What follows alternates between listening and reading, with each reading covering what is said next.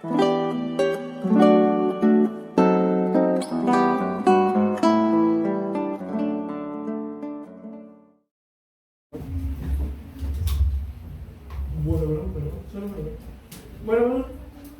muy buenos días, hermanos, Dios bendiga. Es un gusto estar nuevamente aquí para compartir la palabra de Dios. Le damos gracias a Dios por esta preciosa mañana que nos ha regalado. Vamos a alabarle, darle gloria, y ahora vamos a estar expuestos a la predicación de su palabra.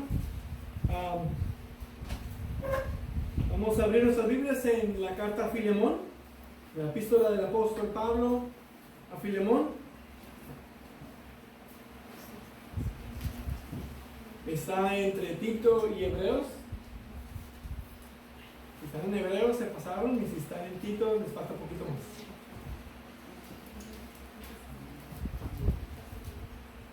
En esta ocasión estaremos leyendo del versículo 1 al versículo 7. Filemón, ¿lo tienen? Muy bien, vamos a dar lectura. Versículo 1. Dice: Pablo, prisionero de Cristo Jesús, y el hermano Timoteo, a Filemón, nuestro amado hermano y colaborador, y a la hermana Apia, y a Arquipo, nuestro compañero de lucha, y a la iglesia que está en tu casa. Gracias a ustedes y paz de parte de Dios nuestro Padre y del Señor Jesucristo. Doy gracias a mi Dios siempre, haciendo mención de ti en mis oraciones, porque oigo de tu amor y de la fe que tienes hacia el Señor Jesús y hacia todos los santos. Ruego que la comunión de tu fe llegue a ser eficaz por el conocimiento de todo lo bueno que hay en ustedes mediante Cristo. Pues he llegado a tener mucho gozo y consuelo en tu amor, porque los corazones de los santos han sido confortados por ti, hermano. Aquí la palabra de Dios. Vamos a orar. Padre Dios bueno, Dios bendito, te damos gracias por esta mañana, gracias por tu palabra, por que nos enseñes a través de este pequeño libro la excelente gracia que tú nos has dado en Cristo Jesús, y cómo podemos ver esa gracia hecha eficaz en nuestras vidas, cómo podemos ver esa gracia manifestada a través de nuestra relación contigo y nuestra relación con los demás. Háblanos en esta mañana por medio de este pasaje. Tu Espíritu Santo sea con todos nosotros, en el nombre de Cristo Jesús. Amén. Amén. Durante abril 7 y julio 15 de 1994, la nación africana de Ruanda explotó en una violenta y sangrienta guerra conocida como el genocidio de Ruanda. Como respuesta al asesinato del presidente de Ruanda, que ellos mismos habían arreglado, los gobernantes de los Hutu lanzaron genocidio contra sus vecinos, los Tutsis. Mataron aproximadamente 800,000 de sus vecinos, que eran un 70% de los Tutsis. Y no solo el ejército de Ruanda lanzó ataques sin piedad, pero un gran número de Tutsis fueron asesinados en sus casas o en las calles con machetes. Y fueron asesinados por sus vecinos y amigos. El conflicto terminó cuando el ejército rebelde Tutsi invadió y tomó la ciudad capital de Kigali. Y en medio de todo eso vemos estadísticas horrendas, acciones perversas. Pero uno de los hechos más sorprendentes es que el 90% de la población de Ruanda en ese tiempo eran cristianos profesantes. O al menos eso dicen las estadísticas. Tanto Hutus como Tutsis eran una nación cristiana. Y un misionero explica cómo pudo pasar esto. Y comenta que se predicaba mucho sobre cómo puedes tener una relación con Dios, pero no cómo debes tener una relación el uno con el otro. Y dice: por eso podemos ser 90% cristianos y sin embargo matar en nombre de la etnia. Y si los cristianos desconectan la gracia de Dios en nuestra salvación, de la gracia en nuestras relaciones, no es porque Jesús no fue claro sobre el tema. Jesús deja claro el segundo y más grande mandamiento: es amarás a tu prójimo como a ti mismo. Y es por eso que si tú quieres tener una buena relación con Dios, debes buscar tener una mejor relación con los demás. Entonces, este hermoso y pequeño libro de la Biblia nos deja este poderoso mensaje que el Evangelio, por medio de la gracia, transforma poderosamente nuestras relaciones. Primeramente, el estado de nuestra relación con nuestro Dios y después el estado de las relaciones con el mundo y con el resto de la iglesia. Déjenme ponerlo de esta manera. Filemón se trata de cómo la gracia que recibimos de Dios en la salvación transforma nuestras vidas y nuestras relaciones para que también sean en gracia. Y hoy veremos dos puntos principales. En esta carta veremos la salutación del apóstol Pablo y la oración del apóstol Pablo por Filemón. Y bien, si están familiarizados con las cartas del apóstol Pablo, reconocerán su saludo básico. Y lo vemos esto en los tres primeros versículos. Versículo 1 dice: Pablo, prisionero de Cristo Jesús, y el hermano Timoteo, a Filemón, nuestro amado hermano y colaborador, y a la hermana Apia, y a Arquipo, nuestro compañero de lucha, y a la iglesia que está en tu casa, gracias a ustedes y paz de parte de nuestro Padre y del Señor Jesucristo. Pablo siempre comienza sus cartas. Era usual del apóstol Pablo en sus cartas, y es una de las razones principales por qué la carta a los hebreos se dice no fue escrita por el apóstol Pablo. Y comienza no como apóstol, como se presenta en muchas de sus cartas, y es como esperaríamos se presentara en esta carta. Él siempre se introduce como Pablo, apóstol de Jesús. En lugar de eso, él se presenta como prisionero. Y observamos la ocasión anterior que en efecto el apóstol está en la cárcel, en una casa alquilada en Roma. Y menciona aquí a Timoteo, que no está como prisionero con él, pero está visitando a Pablo en su casa cárcel.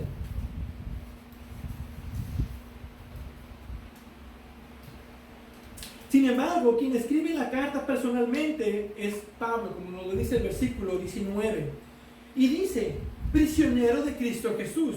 No quiere decir que Jesús lo tiene preso, más bien es prisionero por causa de Cristo, es lo que está queriendo decir. Está en la cárcel por su fe, por predicar a Jesús, por enseñar el Evangelio. Y claro, sabemos que él tiene el oficio de apostolado, él es un apóstol. Aún en la prisión, él tiene autoridad apostólica, pero le está dejando de lado porque no está escribiendo para ordenar o para convencer a Filemón de algo. Él está escribiendo como un querido amigo y como un hermano en la fe. Por otro lado, Filemón sabe quién está escribiendo. Este es el apóstol Pablo. Pero Pablo está tomando una actitud de humildad al acercarse a un hombre para pedir algo sobre sus derechos terrenales. Recordaremos que Onésimo es esclavo de Filemón y él le pertenecía. Él podía hacer como quisiera con Onésimo, él tenía derechos sobre él. Pablo no podía acercarse con autoridad apostólica para solicitarle algo que por derecho le correspondía a Filemón. Y esto sirve de advertencia para el tacto y el cuidado con pastores. El pastor no tiene nada que andar tomando decisiones en los asuntos privados de otros. Y lo digo en todos los sentidos, aunque tristemente lo vemos mucho en la economía. ¿Cuánto ganas? ¿Por qué no estás dando el mínimo, el 10%? Y lo vemos en iglesias, queriendo exigir y exigir más. Pero también, ¿cuánto debe haber?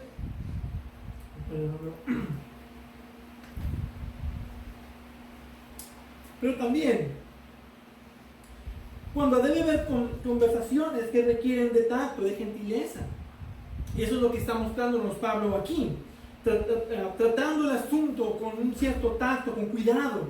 Ahora, una razón por la cual estuviera anteponiendo el título de prisionero de Cristo Jesús, no solo es para recordarle a Filemón que está en la cárcel por causa del Evangelio, pero con más razón por la intención de la carta. Algo que vemos común en las cartas del apóstol Pablo es que en su saludo inicial, en su salutación y en la oración inicial, es como un maletín que él cuidadosamente prepara. Y pone en ese saludo, en esa oración inicial, las cosas que van a sacar a tema en cuanto al cuerpo de la carta o el asunto principal de la carta. Entonces, cuando le dice que le escribe como prisionero de Cristo Jesús, lo que hace es enfatizar lo que significa su compromiso con Cristo y el sacrificio voluntario que refleja el llamado del Evangelio. ¿Verdad?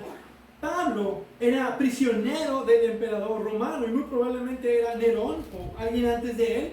Y Pablo dice, Roma no me tiene prisionero. Estoy prisionero por la voluntad de Cristo. El cristiano está bajo obligación en vínculos de amor a Dios y de parte de Dios en Cristo Jesús. Tenemos un vínculo de amor para con Dios y tenemos vínculos de amor para con otros hermanos.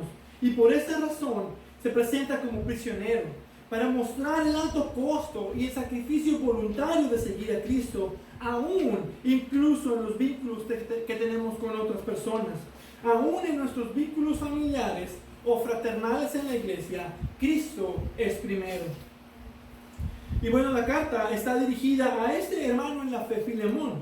Como hemos visto, este era un hombre rico en la ciudad de Colosas, alguien que fue instruido en la fe por el mismo apóstol Pablo. Y no solo tenía un esclavo, sino que tenía una casa tan grande como para ser anfitrión de las reuniones de la iglesia. Generalmente en ciudades como Éfeso o Colosas, si la iglesia era grande, se reunían en varias casas. En ese tiempo no había lugares públicos como tenemos hoy en día en nuestro local, y esta iglesia se reunía en la casa de Filemón. Y aunque Filemón es el remitente principal, tenemos otros remitentes aquí. Nos dice también de la hermana Apia. Es muy probable que ella fuera la esposa de Filemón. También a Arquipo dice nuestro compañero de lucha. Vemos al final de Colosenses, en el capítulo 4, versículo 17, que Arquipo estaba en Colosas y Pablo le anima diciéndole esto. Dígale a Arquipo, cuida el ministerio que has recibido del Señor para que lo cumplas. Y eso nos dice que Arquipo era el pastor en ese momento en Colosas, muy probablemente por causa de que el pastor fundador, Epafras, está ahora acompañando a Pablo en la cárcel.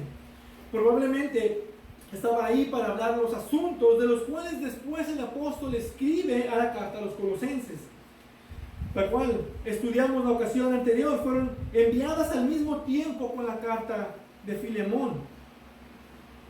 Y algo que nos preguntamos es, si esta es una carta personal para Filemón, ¿por qué se mencionan a su esposa Apia y al pastor Arquipo? Y la principal razón es que si Onésimo será aceptado como hermano, toda la casa debe aceptarlo, y por esto incluye a la esposa. Y principalmente el pastor, quien era Arquipo, debe estar enterado de la situación y lo que Pablo estaba intentando lograr por medio de esta carta. Pero Pablo concluye en el versículo 2 al dirigirse a la iglesia que está en tu casa. Y muchos se preguntan, ¿quiere esto decir que la carta la está enviando a toda la iglesia? ¿Está tratando Pablo este asunto privado delante de toda la iglesia? Y muchos dicen que debemos no tomar eso en cuenta. En cuanto a la eclesiología, no puede hacerse de esta manera. Pero de hecho, así fue hecho, porque Pablo manda saludos a la iglesia en esta carta. Ahora, ¿por qué lo hace de esta manera? Debemos entender que este es un asunto de la familia espiritual. Y esa familia espiritual en ese momento es la iglesia. Y el hecho de que se leyera en la iglesia, y como mencioné anteriormente, probablemente Onésimo la guardó como tesoro, a lo mejor incluso fue la iglesia quien guardó y valoró esta carta. El punto es que esta carta fue preservada y añadida al canon. Es palabra de Dios y por lo tanto esto es asunto de toda la iglesia. Pero otra perspectiva de por qué debía ser leída en toda la iglesia es porque Onésimo era un esclavo de casa. Todos sabían quién era el esclavo del anfitrión de la iglesia de Colosas. Ellos conocían quién era Onésimo. En esta situación sería incómodo para Onésimo llegar a una casa que ha ofendido con tantas personas. Y muy posiblemente, dada la situación, había hermanos que se podían sentir ofendidos por las acciones de Onésimo contra su amo. Pablo no podía estar presente con él. Yo creo que en lugar de enviar una carta, si le hubiera sido posible, hubiera estado libre, el mismo apóstol hubiera acompañado a Onésimo en esta situación. Pero en lugar, Pablo hace todo lo posible para ayudar a Onésimo y que le sea fácil poder pedir perdón a Filemón delante de toda la iglesia y a quienes ha herido. Y al ser leída la carta a toda la iglesia, le sería más fácil para Onésimo el pedir perdón a Filemón y a cualquiera que hubiera salido lastimado por sus acciones. Y como mencioné anteriormente, con esto también el apóstol Pablo está tratando de que Filemón muestre cómo se ve un perdón bíblico delante de toda la iglesia como testimonio. Entonces no queda duda de que realmente Pablo está pidiendo que esta carta sea leída a toda la iglesia. Está dirigida a la iglesia, principalmente a Filemón, a Apia como esposa, como parte de la familia de la casa, a Arquipo como pastor y a toda la congregación. Finalmente Pablo termina la salutación con algo que ya es de costumbre del apóstol, versículo 3. Gracias a ustedes y paz de parte de Dios nuestro Padre y del Señor Jesucristo. Ahora, la gracia es el favor inmerecido de Dios, que a pesar de que nosotros merecemos el infierno y la condenación, recibimos lo que no merecemos por causa del amor de Dios. En el amor de Dios, Él nos ofrece lo que no merecemos, es su gracia. Y la gracia, por lo tanto, es el principio por lo cual los cristianos viven. La paz es el resultado cuando pecadores enemistados con Dios ahora son reconciliados con Dios, pero también el uno con el otro. Esta paz es primeramente para con Dios, pero también es la paz unos con otros. Y claro, tanto la gracia como la paz solo pueden provenir de Dios y de la persona y las obras de Jesucristo. Y Pablo intenta aplicar estas bendiciones a la salutación de Filemón. Si Dios lo recibió a él por gracia cuando él era un pecador, quien por la ley merecía ser puesto a muerte, y si él fue tratado así, si se le perdonó mucho, ¿cómo él trataría a Onésimo, su esclavo que se escapó, sino con la misma gracia con la cual él fue recibido? Y si Dios te ha dado paz a Filemón, si ahora él tiene paz para con Dios, entonces él debía estar en paz con todos en cuanto le sea posible. Y eso incluye a su hermano en la fe, Onésimo, aun cuando Onésimo lo ofendió. Y Pablo recibe esta carta, como muchos comentan, como un medio de gracia. Y tiene la intención al escribir esta carta de que resulte en gracia y paz entre ellos y con toda la iglesia. Que haya unidad de amor y paz. Esa hermosa armonía que solo tenemos en Dios y en la iglesia, los unos con los otros, de parte de Dios nuestro Padre y del Señor Jesucristo. Ahora, analicemos la oración de Pablo, que está en los versículos del 4 al 7. Es típico del apóstol Pablo de dar una salutación y después de ello una oración inicial, o al menos la mención de sus oraciones personales que él hace a sus remitentes. Por ejemplo, en Colosenses, los versículos del 2 al 8, el apóstol menciona su oración de gratitud por los colosenses. ¿Cuáles son sus oraciones de gratitud a los colosenses? Y el versículo del 9 al 12 son sus oraciones de petición, que es lo que pide o intercede el apóstol por los colosenses. Y esas oraciones que pone son para sus destinatarios, para decirles, estoy orando por ti por esta situación, estoy dando gracias por ti por esto. Pero con esto, al decir esto, será significativo para el resto de la carta. De hecho, algunas palabras que sobresalen en esta oración van a aparecer en la petición que sigue. Palabras como amor, comunión, bondad, corazón, confortar o recrear. John Knox comenta que esta oración es una obertura en el cual cada tema después será oído en diferente contexto que se está dando anticipadamente aquí. Es decir, en la música, la parte de la apertura tiene melodías básicas del tema principal, y eso es lo que esta oración es, una obertura al tema principal de la carta. Y eso debería de ser algo sobre nosotros también, que nuestras oraciones de la mañana lleven nuestro tema principal, que nos marque cierta trayectoria en nuestro día, de tal manera que nuestras acciones sean conforme al contenido de nuestras oraciones matutinas. Y con esto motivo a que hagamos oraciones en la mañana. Spurgeon dijo, es una buena regla nunca mirar el rostro de un hombre en la mañana hasta que hayas mirado el rostro de Dios. Esta debería ser un motivante para nuestra vida cristiana. El despertarnos en oración y que el contenido de esa oración marque el transcurso del resto de nuestro día. Y bueno, vemos tres cosas en esta oración.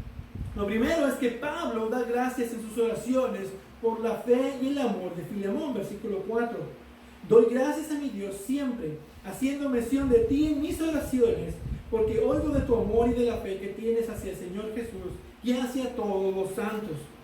Algo que notar es que por el transcurso de sus varias cartas, vemos muchas personas a quien Pablo escribe y les dice: estoy orando por ti.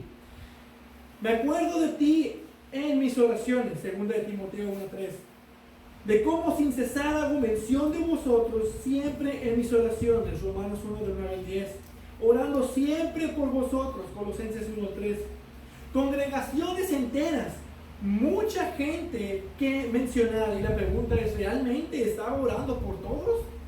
Sí, él estaba orando por cada uno de ellos. Es claro que Pablo tenía una vida devota a la oración, y pudiéramos decir que Pablo tenía una vida de oración organizada.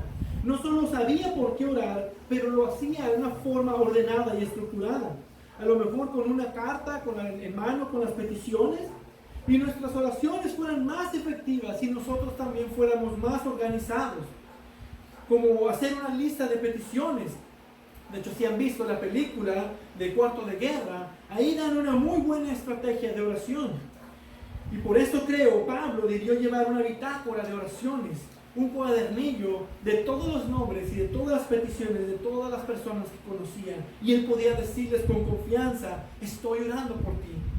Y oraba por todas estas personas, y una de esas personas era Filemón.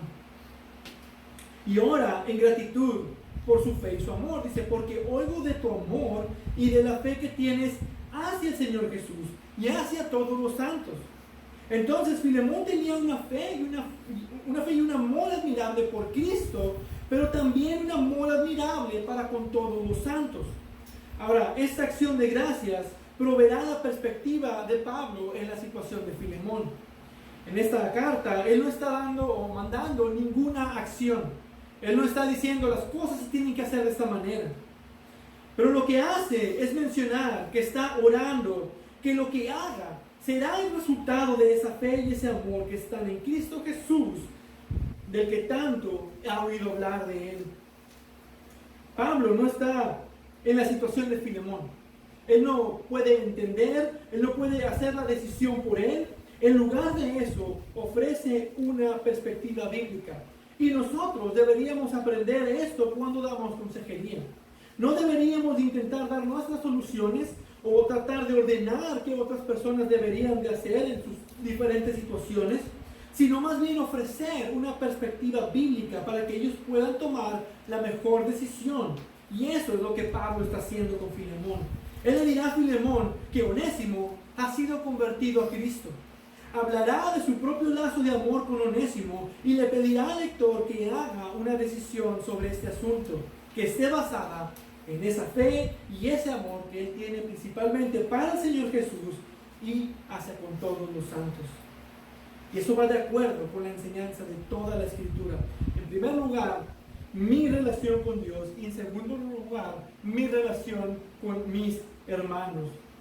De hecho, esos son los dos mandamientos que nuestro Señor Jesús nos dejó y tienen que ver con lo mismo.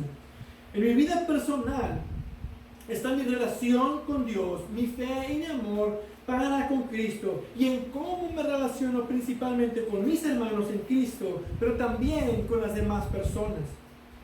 Y en esta vida voy aprendiendo a tener más fe y amor por Cristo, pero también voy aprendiendo cómo amar más a mis hermanos y cómo amar más a otras personas. Y Pablo dice que lo único que realmente importa es la fe que obra por amor. Gálatas 5:6. Y esa es la pregunta que pone delante de nosotros. ¿Cómo nuestra relación con el Señor Jesús, quien nos ha mandado amar, cómo es que impactan nuestras decisiones, nuestras acciones, nuestras relaciones unos con otros? Eso es lo que Pablo está poniendo en la mente de Filemón. Más importante, que la decisión y los beneficios personales que Filemón pudiera obtener son su compromiso a la fe y el amor por medio de la gracia de Dios hacia él, por medio del Evangelio.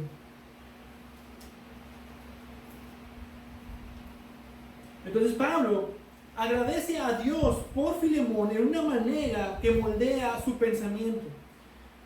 El versículo 6 tiene lo que es la petición de la oración en favor de Filemón. Es decir, esto es lo que Pablo está orando principalmente por Filemón, y aquí es donde encontramos el centro teológico de todo el libro. Toda la lógica detrás de la petición de Pablo a Filemón está en la petición de Pablo a Dios acerca de Filemón. Déjenme repito. Toda la lógica detrás de la petición de Pablo a Filemón está en la petición de Pablo a Dios acerca de Filemón. Versículo 6. Ruego que la comunión de tu fe llegue a ser eficaz por el conocimiento de todo lo que hay, de todo lo bueno que hay en ustedes mediante Cristo. Desglosemos esto un poco. Aquí está hablando de dos cosas. Comunión de tu fe. Ustedes tienen en la Reina Valera, van a tener participación de tu fe. Aquí la palabra que se está usando es la palabra koinonia. La koinonia de tu fe, la comunión de tu fe. J.B. Lightfoot lo traduce como los amables actos de caridad que brotan de tu fe. Verán, Pablo está orando que su estilo de vida sea una de generosidad, como algo que fluye de su fe. La comunión de la fe significa que los cristianos participan mutuamente en el Evangelio por el poder de la gracia de Dios. Y de eso se trata. Nuestras vidas están unidas unas con otras por un lazo de la sangre de Cristo, y ahora participamos juntos de una comunión en Cristo Jesús. Somos uno en Cristo. Y Pablo quiere que Filemón tenga esa comunidad de su fe con el resto de los hermanos. Porque si mutuamente participamos en el Evangelio, participamos también de la gracia. Y esto fue lo que se perdió con los cristianos de Rwanda. Y no son los únicos, muchos otros cristianos no han entendido esto. Que nuestra fe en Cristo debe cambiar la manera en cómo nos relacionamos con otros creyentes. En esto conocerán todos que son mis discípulos, si se tienen amor los unos a los otros. Juan 13:35. Nuestra fe en Cristo debe cambiar la manera en cómo nos relacionamos con nuestros hermanos en la fe. Esa es la primera parte de su oración. Ahora, la otra parte es el resultado que él desea proceda de esto primero. Que ese compromiso de la comunión de la fe le debería dar visión de lo que él debería de ser. Así lo pone Pablo en el versículo 6. Ruego que la comunión de tu fe llegue a ser eficaz por el conocimiento de todo lo bueno que hay en ustedes mediante Cristo. En cuanto abrazas este estilo de vida de amor, misericordia y generosidad en la comunión con los creyentes, es que esta gracia se hace eficaz en ti. Y es cuando comienzas a entender lo que es bueno. Es la definición de cuál es la decisión correcta. La ley romana dará su propia definición. Y Pablo dice, ¿y qué hay de la gracia de Cristo? La ley del amor. La idea de lo que es correcto y de lo que es bueno, de lo que es correcto y de lo que es bueno se redefine. Verán, en Cristo la pregunta ya no es ¿dónde está mi derecho legal? ¿Qué derecho tengo yo para demandar o esperar de esta otra persona? En Cristo, dice Pablo, la pregunta es ¿cómo puede la gracia de Dios por mí y mi comunión con esta persona influenciar para pensar y actuar de una manera que agrade a Dios y sea beneficioso para otros? Es decir, ¿cómo puede la gracia de Dios ser eficaz en mí y por medio de mí? Ahora, Pablo tiene solo algo en mente que quiere que Filemón haga. Y los recursos para esa buena obra son la gracia cristiana que tenemos en Cristo Jesús. Pablo quiere que Filemón, y por lo tanto nosotros también, que piense y actúe como si lo que tenemos, que si lo que profesamos creer realmente es cierto. Él quiere que piense y actúe como que si lo que profesamos creer es verdad. ¿Realmente crees que lo que crees es verdad? Y la cuestión es, entonces, ¿por qué no actúas como dices creer? Ese es el punto. Es lo que Jesucristo enseñó. En esto conocerán todos que son mis discípulos, si se tienen amor los unos a los otros. Entonces, por nuestras acciones pueden inferir que las cosas que profesamos son realmente ciertas. Eso es lo que se refiere a Santiago 2:18. Muéstrame tu fe sin las obras y yo te mostraré mi fe por mis obras. Mostramos nuestra fe por nuestras acciones, por nuestra manera de vivir. Demostramos las verdades que profesamos, que somos pecadores salvados por misericordia y por la amorosa gracia de un Dios bondadoso que envió a su propio Hijo a morir por nosotros. ¿Qué tal si actuáramos como si realmente estas cosas fueran verdad? Eso es todo lo que el apóstol Pablo está diciendo. Que profesemos de que Cristo como Salvador, por la gracia soberana de Dios, es verdad. Ahora para muchos de nosotros, en una situación como la de Filemón, con una persona difícil, en una situación difícil, una primera reacción para muchos casi siempre no es pensar en términos de la gracia de Dios. Siempre pensamos de acuerdo con la carne y de acuerdo con la ley. ¿Qué tenemos derecho a hacer o exigir? Y queremos demandarlo de las otras personas. Y eso es lo primero que queremos hacer. Y para eso tenemos la oración. Debemos orar para tomar decisiones.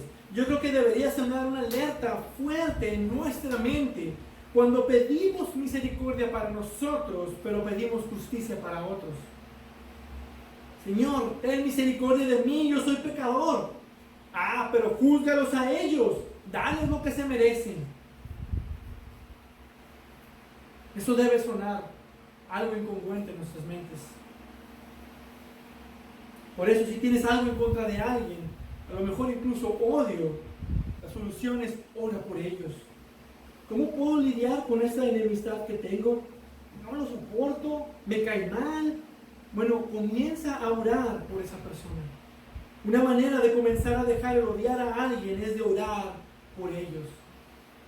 Y verán, Pablo sabe de la lógica del amor, gracia y fe, que no son usualmente nuestra primera respuesta. Por eso escribió esta carta.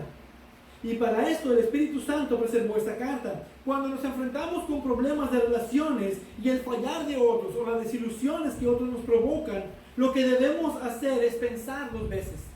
Y Pablo sabe lo que Filemón pensará, pero le insta, detente y piensa. Por la gracia de Dios en Cristo, piensa primeramente quién eres. Nadie nunca ha pecado, escúcheme, nunca, nadie ha pecado ni pecará contra nosotros al punto en el que nosotros hemos pecado contra Dios. Y Él nos ha perdonado por su sangre en la cruz, por su gracia. Y tomar esa verdad y pensar 2 veces por la gracia de Dios para nosotros en Cristo. Esta es la fórmula de Pablo en el versículo 6. Entre más practicamos la vida de comunión, la fe con otros creyentes, en el amor de Cristo, la gracia de Dios se hace efectiva y se manifiesta en ese amor los unos con los otros. Que haga el efecto intencionado y nos dé el pleno conocimiento de todo lo bueno que hay en nosotros mediante Cristo. La práctica del amor en comunión por la gracia de Dios nos enseña cómo vivir para la gloria de Cristo. Ahora Pablo concluye esta oración para Filemón con una expresión de confianza sobre estas cosas. Es como un comentario acerca de su oración y de hecho es la razón principal de su oración. Se leía de esta manera, dice: doy gracias a mi Dios, ruego, pues he llegado a tener. Primero, agradece a Dios por la fe y amor de Filemón. Después, hace su petición de que esta comunión de su fe lo lleve a la gracia eficaz por el conocimiento de todo lo bueno mediante Cristo. Y luego nos dirá por qué tiene la confianza sobre todo esto, versículo 7. Pues he llegado a tener mucho gozo y consuelo en tu amor, porque los corazones de los santos han sido confortados por ti, hermano. El optimismo de Pablo de los efectos de su carta y su petición es porque conoce a Filemón. Es claro por la carta que Pablo tiene una relación especial con Filemón y sabe que esta es una persona generosa, tiene una reputación de amor y de generosidad. Y la razón que notamos aquí, o más bien la característica que notamos aquí de Filemón, que Pablo remarca, es su amor para con los hermanos. Y es un amor que proviene de Dios y que nos hace notar 3 cosas.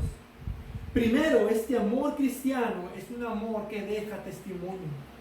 Pablo realmente le preocupa la doctrina. Pablo realmente está comprometido en defender la verdad del error. De hecho, de eso se trata la carta a los Colosenses. Pero noten de lo que le da la garantía acerca de Filemón es su amor. Y qué importante es que creamos verdades bíblicas. Es esencial. Tener nuestra doctrina bíblicamente correcta es realmente importante. Debemos perseguir sana doctrina. Pero la prueba de nuestra sinceridad, de nuestra fe, incluye un estilo de vida de amor. Primera de Juan 3:14 nos dice: nosotros sabemos que hemos pasado de muerte a vida porque amamos a los hermanos. Esa es la evidencia, es decir, la evidencia que se ve en alguien que ha sido salvado. De hecho, es una de las marcas de la garantía de salvación. Es por amor a los hermanos. Si tú estás dudando de tu salvación, pregúntate: ¿amo a los hermanos? Y esto es lo que nos dice el apóstol Juan. Como cristianos debemos vivir una vida marcada por el amor. Un amor que no es como el del mundo. Es un amor diferente. Un amor que se hable entre otros y digan: estos son cristianos porque se aman unos a otros. Ese es el amor que tiene Filemón y que se ha hecho a conocer a otros. Ha dejado un buen testimonio. Y ahora Pablo, por ese buen testimonio, lo ha escuchado y es por eso que está haciendo esta mención. Es un amor que deja un testimonio. En segundo lugar, es un amor que produce gozo y consuelo en otros.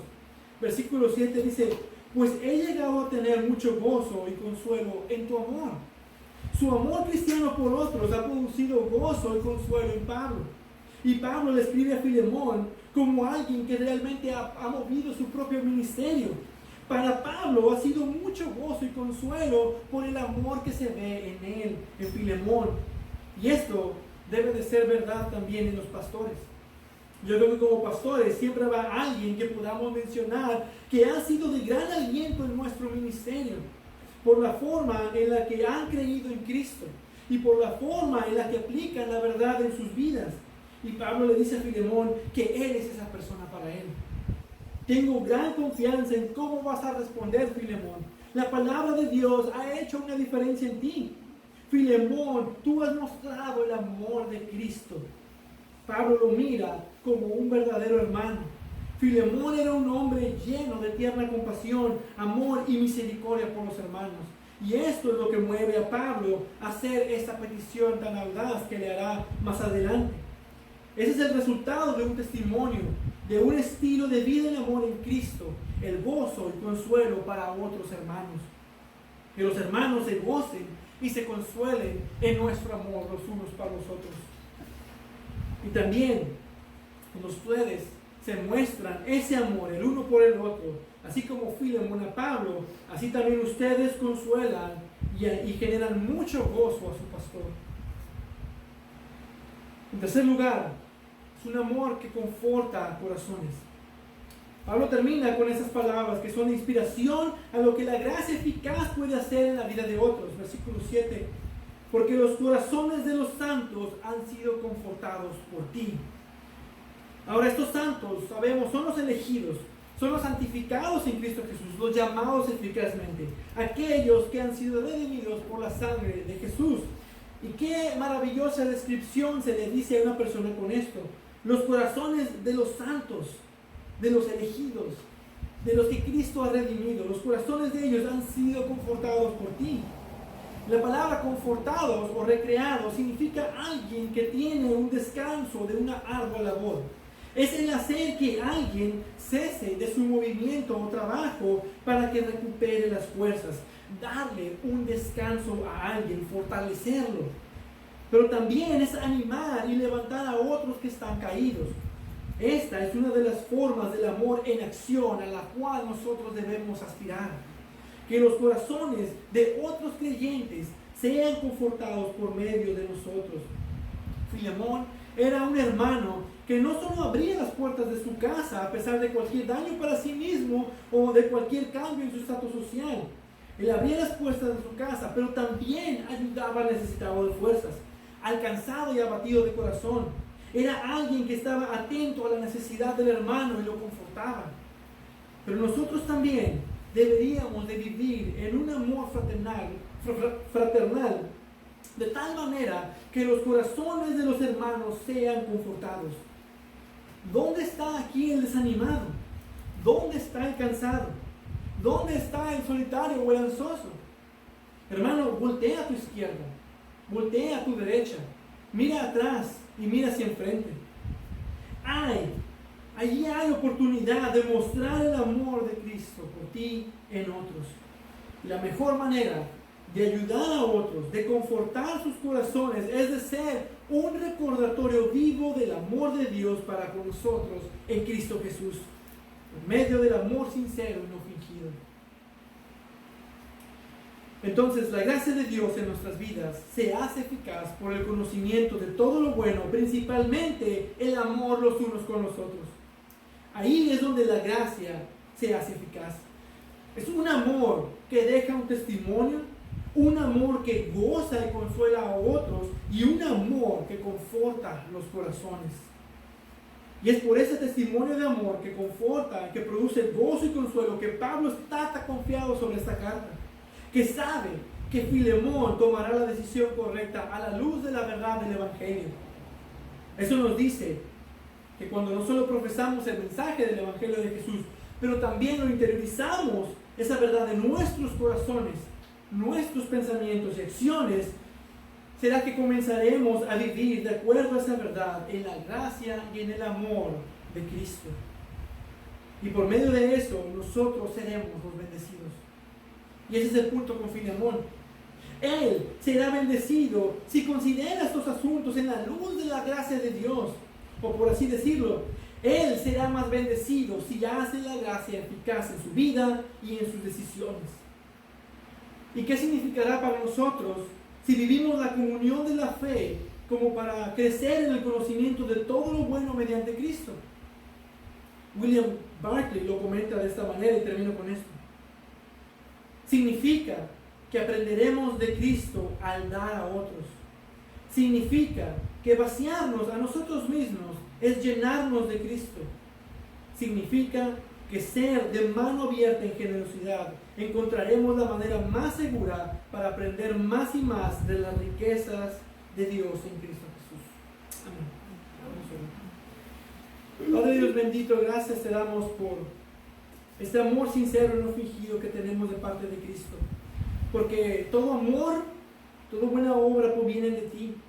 Nosotros no sabemos amar y no podemos amar en nuestras propias fuerzas. Somos egoístas y torpes y nuestro actuar siempre ofende a alguien. Pero es en tu amor, por la gracia que hemos recibido en Cristo Jesús, que nosotros también podemos amar a otros y vivir en amor, alentándonos unos a otros, a las buenas obras, al amor los unos con los otros, a la generosidad, al confortar a otros. Somos una comunidad de gracia y de amor, pero es tu amor y es tu gracia lo que ha logrado esto. Y te damos gracias en Cristo y te pedimos que esta iglesia tú la sigas bendiciendo, que tú sigas llenando de tu gracia y la sigas llenando de tu amor.